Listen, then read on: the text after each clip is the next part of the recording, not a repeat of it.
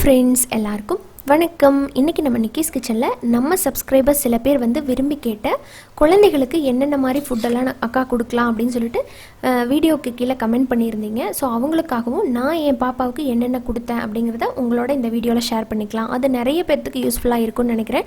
சில பேர்த்துக்கு வந்து பேபி ஃபுட்ஸ் வந்து ஈஸியாக அவங்களுக்கு தெரியும். சில புதுசாக இப்போ குழந்தை பிறந்த சின்ன வயசாக இருந்தாங்க அப்படின்னா அவங்களுக்கு தெரிஞ்சிருக்கிறதுக்கு வாய்ப்பு இல்லை.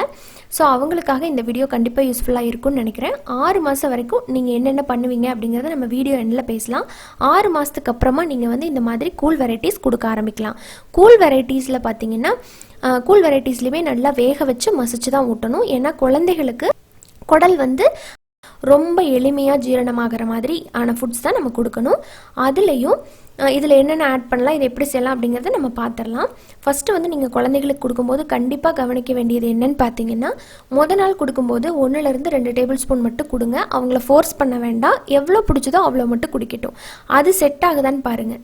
ஒன்றும் பிரச்சனை இல்லை, வயிற்றுக்கு எந்த உபாதையும் இல்லை அப்படின்னா அடுத்தடுத்த நாள் வந்து நீங்கள் அப்படியே இன்க்ரீஸ் பண்ணிகிட்டே போகலாம். இதுதான் ரொம்ப முக்கியம். இப்போ அந்த 2 வெரைட்டி கூல் என்னென்ன அப்படிங்கிறத நம்ம பார்த்துடலாம். முதல்ல நம்ம செய்ய போகிறது பார்த்தீங்கன்னா ஆப்பிள், ஒரே ஒரு ஆப்பிள் அண்ட் ஒரே ஒரு வாழைப்பழம் வச்சு ஒரு பாரிஜ் பண்ண போகிறேன்.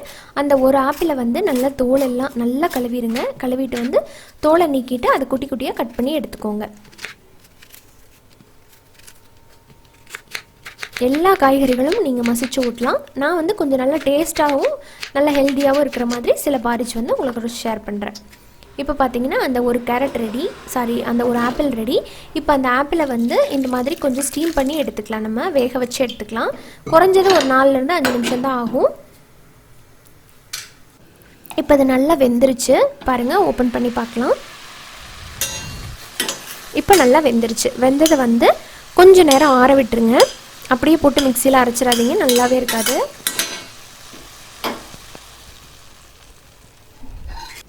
இது லைட்டாக ஆறுனதுக்கப்புறமா இது ஒரு மிக்சி ஜாருக்கு நம்ம மாற்றிக்கலாம்.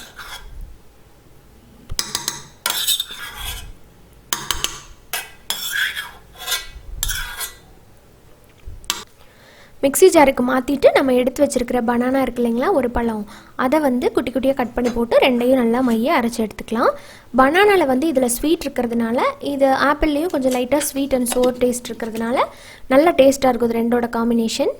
நீங்கள் தனியாக ஆப்பிள் வேக வச்சு கொடுக்கறத விட இது ரெண்டும் சேர்த்து கொடுத்து பாருங்களேன், ரொம்ப ஹெல்தி. அதே மாதிரி ரொம்ப விரும்பியும் சாப்பிடுவாங்க.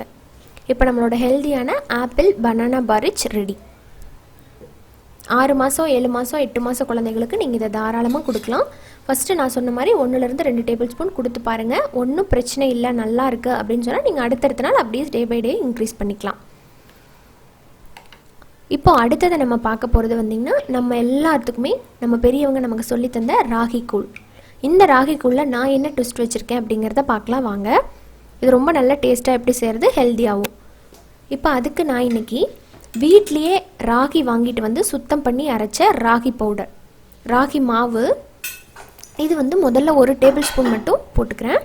போட்டுட்டு கொஞ்சமாக தண்ணி சேர்த்து இதை வந்து கட்டி இல்லாமல் கலந்து எடுத்துக்கலாம்.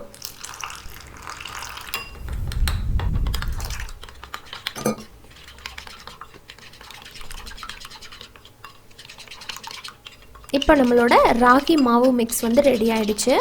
அடுத்ததான் நம்ம இப்போ கூழ் காய்ச்சிடலாம்.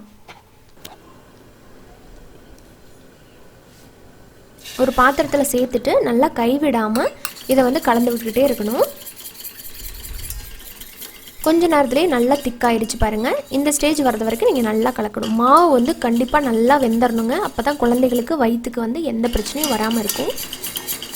கலரே மாறுற அளவுக்கு நல்லா வேக வைக்கணும். உங்களுக்கு வேணுன்னா தண்ணி இதில் கொஞ்சம் சேர்த்துக்கோங்க. இப்போ பாருங்கள், இந்த ஸ்டேஜ் வரைக்கும் நல்லா வெந்துருச்சு. கலர் சேஞ்ச் ஆகிருக்கு பாருங்கள். ஸ்டார்டிங்கில் நம்ம இருந்த கலரை விட இந்த மாதிரி கலர் சேஞ்ச் ஆனதுக்கப்புறமா இதில் நான் சேர்த்த போகிறது பார்த்திங்கன்னா பனங்கல்கண்டு. பனங்கல்கண்டு வந்து குழந்தைகளுக்கு கண்டிப்பாக 6 மாதத்துக்கு மேலே நீங்கள் கொடுக்கலாம். உடம்புக்கு ரொம்ப ரொம்ப ரொம்ப நல்லதுங்க. வேறு எதுவும் கொடுக்க வேண்டாம். சர்க்கரை, நாட்டு சர்க்கரை, வெல்லம் அதெல்லாம் எதுவுமே வேண்டாம். பனங்கல்கண்டு மட்டும் கொடுங்க. இதில் உங்கள் இனிப்புக்கு தகுந்த மாதிரி நீங்கள் போட்டுட்டு அதுக்கப்புறம் நல்லா இந்த மாதிரி மிக்ஸ் பண்ணிவிட்டு இப்போ பாருங்கள் கலர் நல்லா சேஞ்ச் ஆகி சூப்பராக கூழ் ரெடி ஆகிருக்கு. இதை நல்லா ஆற வச்சு நீங்கள் ஊட்டலாம். இப்போ நான் இன்றைக்கி 2 கூழ் வெரைட்டி சொல்லியிருக்கேன் பார்த்தீங்களா. காலையில் வந்து அந்த ஃப்ரூட்ஸ் போட்ட கூழ் வந்து கொடுங்க. ஈவினிங் போல் இந்த கூழ் கொடுங்க. இந்த சத்தான 2 கூழையும் உங்கள் குழந்தைகளுக்கு கொடுத்து பாருங்கள். வெயிட் கெயினும் நல்லாகும் ராகி பனங்கள் கண்டுக்கு. அதே மாதிரி ஆப்பிள் பனானாவும் நம்ம டெய்லி கொடுத்துட்ருக்கிறதுனால கொஞ்சம் கொஞ்சமாக அந்த குழந்தையோட குடல் வந்து அப்படியே பெருசாக ஆரம்பிக்கும். ஸோ நல்லா பசித்து நல்லா விரும்பி சாப்பிடுவாங்க. ஓகேங்க, இப்போ 6 மாதத்துக்கு முன்னாடி நம்ம என்னென்ன ஃபுட்டு கொடுக்கணும், நம்ம என்ன கொடுத்துட்ருக்கோம் அப்படிங்கிறத பார்க்கலாம். 6 மாதத்துக்கு முன்னாடி வந்து முடிஞ்ச அளவுக்கு நம்ம தாய்ப்பால் மட்டுமே கொடுக்கணும். அதுதான் குழந்தையோட இம்யூனிட்டி பவர் வந்து அதிகமாகும். அதோட வளர்ச்சிக்கு ரொம்ப ரொம்ப நல்லது. தாய்ப்பால் குடிக்கிற குழந்தைகளுக்கு வந்து பின்னாடி எந்த ஒரு நோயும் அண்டவே அண்டாது அப்படிங்கிறது நம்ம பெரியவங்க நம்ம சொல்லி நம்ம கேட்டிருக்கோம். கண்டிப்பாக அதுதான் உண்மை. தாய்ப்பால் இல்லாத ஊட்டச்சத்து வந்து வேறு எந்த ஃபுட்டுலேயுமே கிடையாது. அதில் தான் அவ்வளோ சக்தி இருக்குது. ஸோ முடிஞ்ச அளவுக்கு அதை நம்ம கொடுக்கலாம். சில பேர் வந்து இப்போ 3-4 மாதத்துலேயே வந்து இட்லியெல்லாம் ஊட்ட ஆரம்பிச்சிடுறாங்க. அது மாதிரி கொடுக்கலாம். சில பேர்த்துக்கு தாய்ப்பால் இல்லாத பட்சத்தில் நீங்கள் அந்த மாதிரி கண்டிப்பாக கொடுக்கலாம், தப்பில்லை. பட் அவங்களுக்கு நான் முதவே சொன்ன மாதிரி கொஞ்சம் கொஞ்சமாக வந்து கொடுத்து ஒன்றும் பிரச்சனை இல்லை அப்படின்னா நிறைய நீங்கள் கொடுக்க ஆரம்பிக்கலாம். 6 மாதத்துக்கு முன்னாடி பார்த்தீங்கன்னா மூங் டால் வாட்டர்னு சொல்கிற அந்த பாசிப்பயிறு, அந்த தண்ணி வேக வச்ச தண்ணி, துவரம்பருப்பு வேக வச்ச தண்ணி, அது எல்லாமே கொடுப்பாங்க. அது நிறைய பேர்த்துக்கு தெரிஞ்சிருக்கும்னு நினைக்கிறேன். அதுக்கப்புறமா தேங்காய் இளநீ இருக்கு இல்லைங்களா, தேங்காய் கிடையாது, இளநீயில் வந்து டெய்லி ஒரு 30 மில்லி வந்து நீங்கள் 4-6 மாதத்து குழந்தைக்கு தாராளமாக கொடுக்கலாம். உடம்புக்கு ரொம்ப ரொம்ப நல்லது.